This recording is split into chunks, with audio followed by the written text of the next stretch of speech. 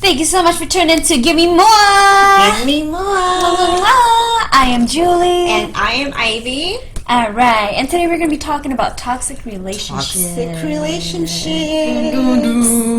Alright. Okay, so I'm sure like we've all have been in a toxic relationship that was not healthy for us. At least once. And if you're telling me you haven't, then You lying. You lying or you just real blessed? Yeah. The percentage is real slim. Or you just blind. You're still blind. You don't know what toxic is yet. I think the best thing about coming out of a toxic relationship is knowing what you don't want and knowing what you deserve. Yeah. And just knowing that you will never go back down that road again. Most definitely. Yeah. So how do you know that you're in a toxic relationship? When that person is like really controlling. See, but this is the thing. It could be that your partner is really controlling, or you are the toxic partner and you're really controlling. And you don't know it. So And you don't better know it. listen. If you are toxic, this is to you. They tell you not to go out, or like they tell you what to wear, what not to wear, who you can hang out with. No communication, and then there's lack of trust, and just all these things just coming down, and then they're controlling you to the point where you're a puppet, basically, because you are here, your puppet master's telling you, you need to do this, you need to do that, and all you're doing is just saying, okay, all right, I'll do this, I'll do that. And then that's where, when things just we start bumping heads, and it starts getting real ugly. So, like, I have been there before, and it's not pretty. It's not pretty for me. It's not pretty for the other party. It's horrible. Like, And it affects not only that person, but the people that person hangs out with. yeah.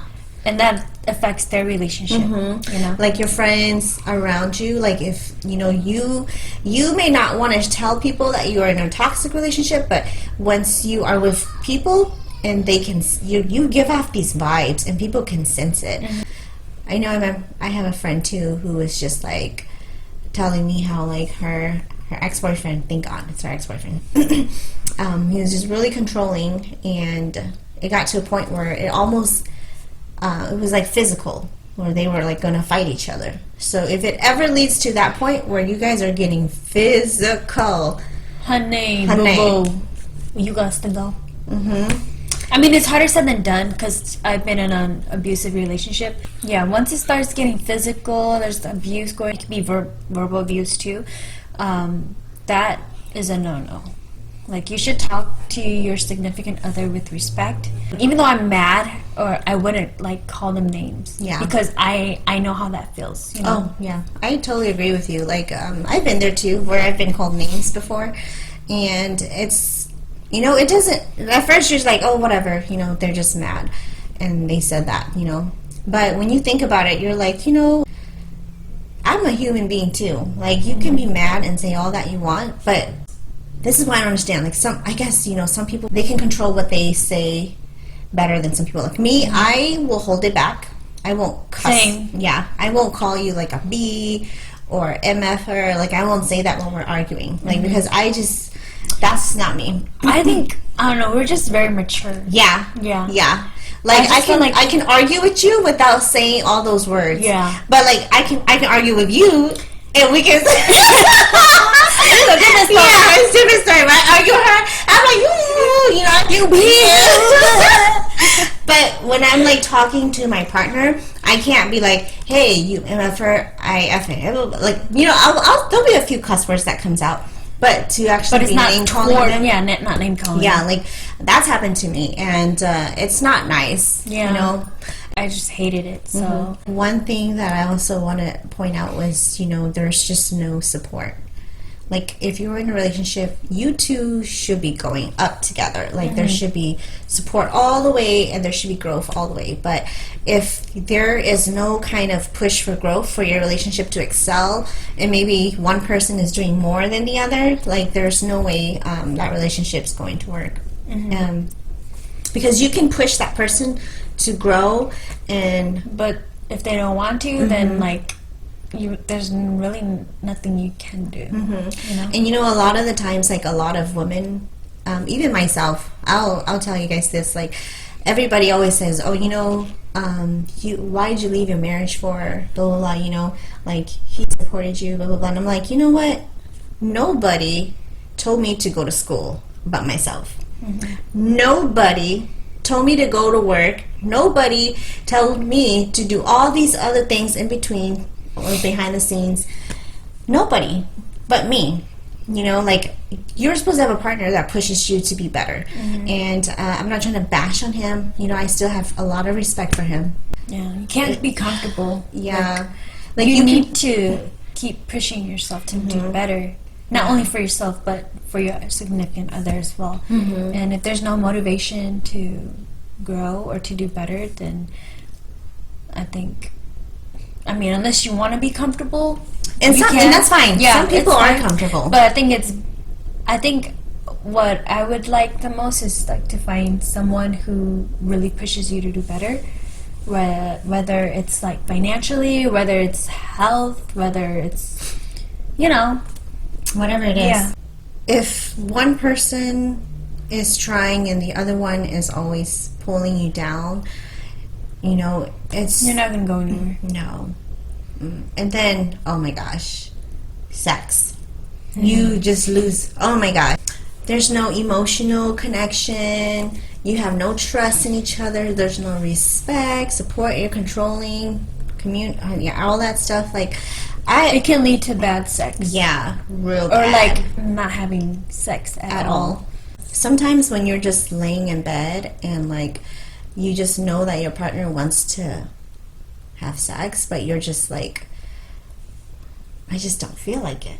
You know, like, you know, maybe you've relate to me before where you're just like, oh, I can't do this. Like, you're emotionally, you can't prepare yourself to get in the mood. And honestly, sometimes it can feel like rape.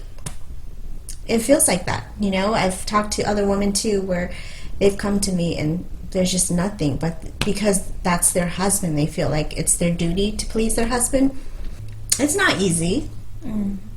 It's not easy. I'm so glad I'm not married yet. Don't get married. Don't get me wrong, like, I've become like the best version of myself. You know, all my friends are saying like, Ivy looks so much happier. Good. Yeah, really. Like, you can tell when somebody's glowing, somebody's happier, and really, like, I'm really happy for you. Thank you. Like, despite everything, like, I still have a lot of respect for him, and I wish you guys the very best in whatever you guys do. Yeah. I can't even like begin to start and explain what happens when you get out of that relationship, because you know your worth and you get back to taking care of yourself and you start shining and oh my god, oh my god, I meant to say glitter.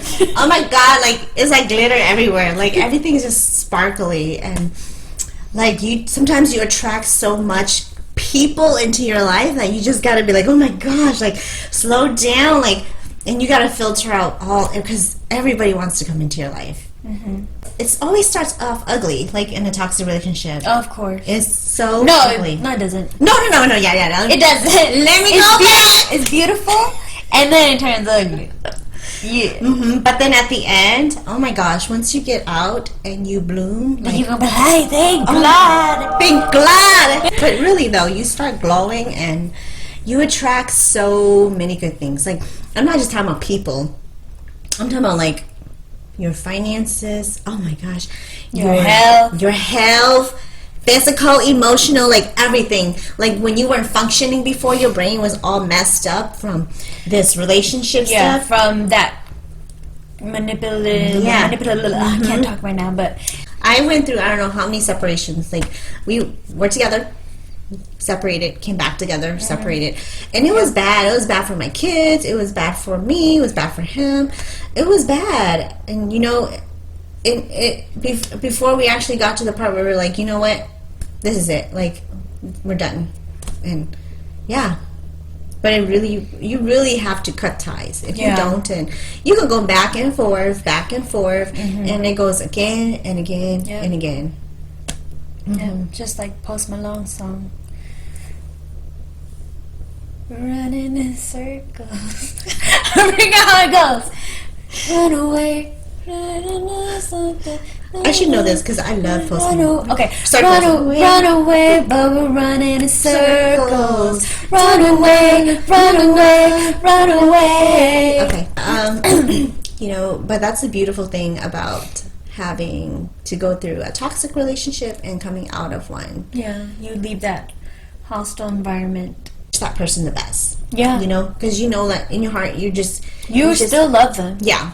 That's just me personally. Like, I still love that person, and I wish. I think that's us. I wish them the best. I mean, some people will be like, Some people, F him, F her, blah blah. But you know, I believe everything happens for a reason. If you guys can relate to us, or like if you have anything you want to add on to toxic relationships, you can comment below, or if you have a story you want to share with us, message us directly. Always, any story you want us to share, we'll share it as well. It'll be anonymous. Well, we'll see you guys in the next video. See ya. Bye. Give me more. Give me more. Give me more. Bye.